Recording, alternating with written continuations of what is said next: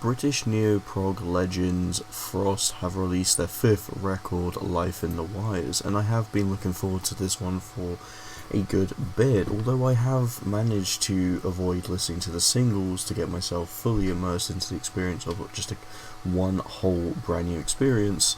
I must say I'm not being the biggest fan of the band. I think Day and Age has been a intriguing release and definitely a good album, as to Sign Like Falling Satellites as well, but Life in the Wires, I feel like this experience offers something quite different and quite unique that I definitely was intrigued with going into it. So I'll go through it track by track. Hopefully it won't be too long, but this album was over an hour and a half, or just under an hour and a half actually makes more sense, but still it's a long album. We're going to be diving into it. So starting off with Sky Waving, I feel like this is more of like an intro interlude track, but it has every right to feel like a song as well, so I wanted to include it here.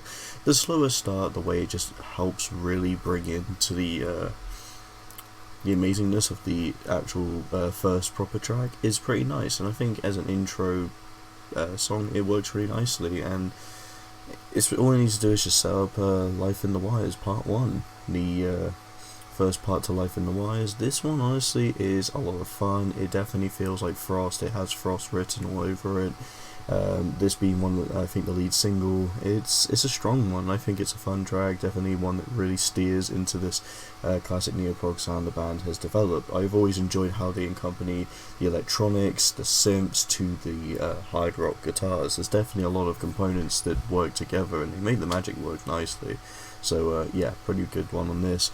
And then you go into this House of Winter, which is just majestic in my opinion, which is what I really like about it. I like the calmer parts, the way it has a slower sort of feel to it, but then as it builds up and excels the guitars, it's incredible. This definitely is one of my favourite songs on the record.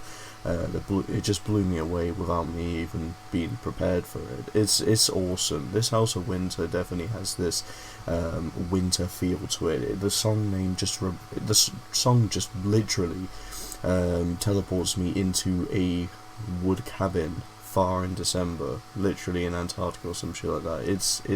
It's amazing.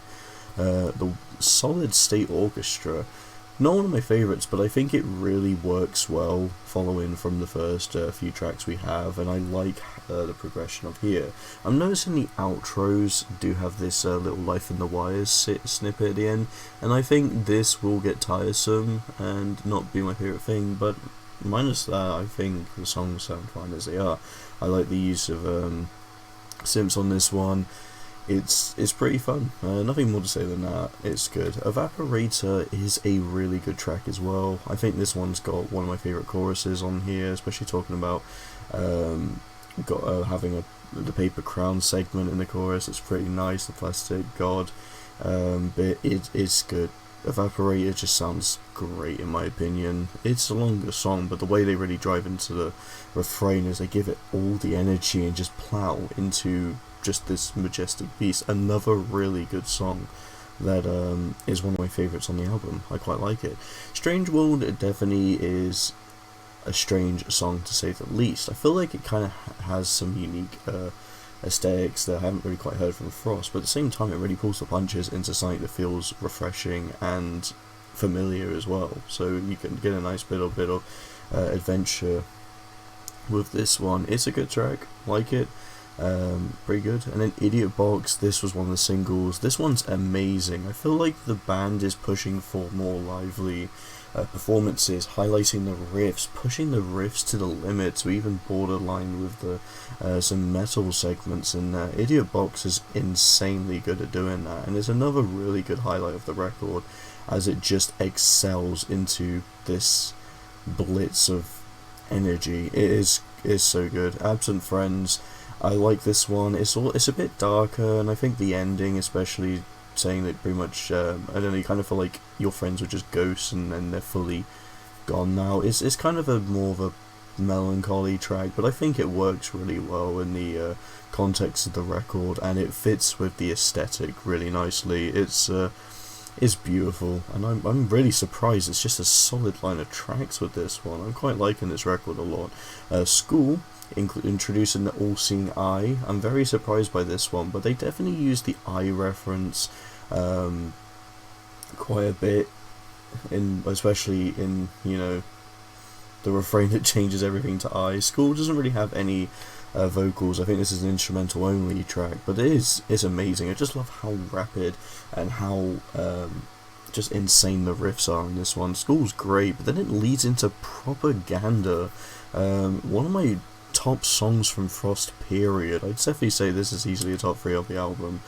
I love the energy on this one, and the chorus is just insanely good. They really know how to make the synths and the rock elements of the band just flow together in a really awesome way. I quite liked it. It's pretty fun. Then we have Sign of Life. I feel like Sign of Life is kind of where I start to slip a little bit from this. I like Sign of Life for what it is, but in my opinion this is kind of the point where we're reaching a little bit of the weaker stuff, I guess. It's just that you had a lot of good stuff and the steam kept rolling, and I think Sign of Life, it doesn't feel there's as much to it as the tracks previous. It's still good, and I like the idea, I like the way the track ends, but I feel like it feels like there's a lot of dead space on this one. I kind of wish they did a bit more with it. Good track nonetheless. More on Consequence is another single. Probably my least favourite single. I think it's still got some punchy moments to it, but it wasn't quite one of the catchier, more established tracks. I feel like Idiot Box and Life in the Wires Part 1 just had such a stronger presence at reeling you in than More on Consequence, and yeah, I just kind of felt like this track, they wanted to pick something that felt safer, that didn't really give away the whole gist of the record, and I guess they chose this one. It's a good song. Life in the Wires Part 2. This one is the almost 60-minute track, and it's a part 2 to Life in the Wires Part 1. It's great. That's all I gotta say. I think I'm not the biggest fan of the really long songs because my brain doesn't really remember them as well, but I think following from Part 1, Part 2, I think you got Life in the Wires as a whole sounds pretty cool. I like it. I think Part 2, it's not insanely brilliant compared to Part 1, but I like it, and I think towards the end it's a nice boost into the stronger writing, for say the least. It's fun.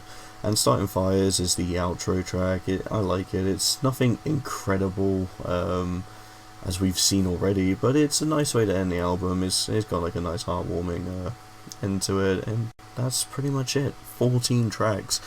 Quite a lot. Honestly, the album actually quite impressed me for what it is, because Frost has a writing structure like in Day and Age, especially when I'm not the biggest fan of it. I feel like a lot of the songs established to make it longer tracks, but here we just have a lot of tracks, and some of them are longer, which benefits, like Evaporates is 8 minutes, and it just used the runtime insanely brilliantly. It's awesome. And then you get the average length of each track being like 5 minutes, and the songs are great. I mean, This House of Winter's 6 minutes, and I would love that song to even be longer because of how well structured it is. Propaganda, arguably one of my favourite tracks, 5.5 minutes. They really use the runtime of these tracks really nicely. There's only like 2 songs that are under 4 minutes if you don't count Skywaving, and it's insane, honestly. I really enjoy it. The album, I'm gonna give it a 4 out of 5 because I feel like it's still a pretty good album, but I think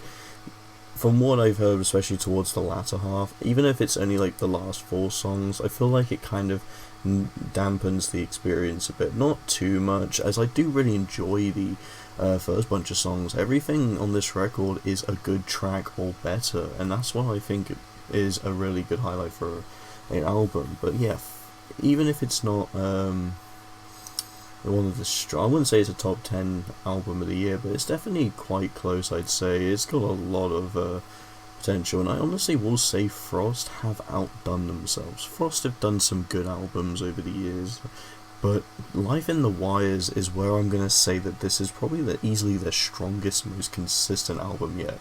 It's insane, and I think for the neo-prog